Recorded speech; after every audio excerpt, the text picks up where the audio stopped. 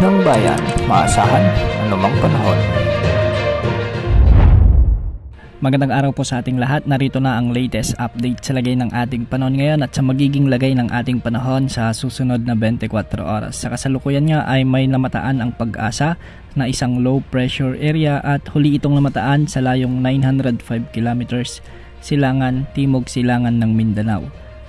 Dahil nga dito asahan ang maulan o maulap hanggang sa maulang panahon na may mga kasamang thunderstorms sa may Mindanao, kasama na ang Eastern Visayas. Pinag-iingat natin ang ating mga kababayan dito sa banta o posibilidad ng mga biglang pagbaha o pagguho ng lupa, lalo na kung may mga katamtaman hanggang sa kung minsan ay malalakas na pag-ulan.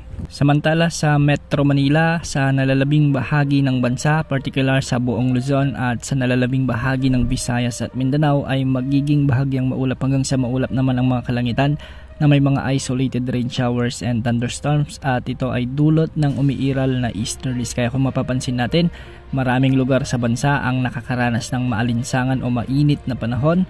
Kaya maghanda o mag-ingat po, lalo na yung mga sakit o yung mga comorbidities. Pinag-iingat din natin ang ating mga kababayan sa ilang lugar dahil posible pa rin ang banta ng mga pagbaha o pagguho ng lupa, lalo na kung may mga umiiral na severe thunderstorms.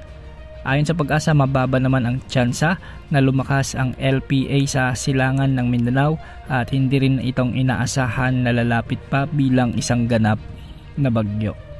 Samantala, para naman sa lagay ng mga pag-alon sa ating mga karagatan, ang mga baybayin sa Southern Luzon, sa may Visayas at Mindanao ay posibleng umabot ang mga pag-alon hanggang 2.5 meters. Samantalang sa nalalabing baybayin ng ating bansa ay posibleng umabot ang mga pag-alon hanggang 2.1 meters.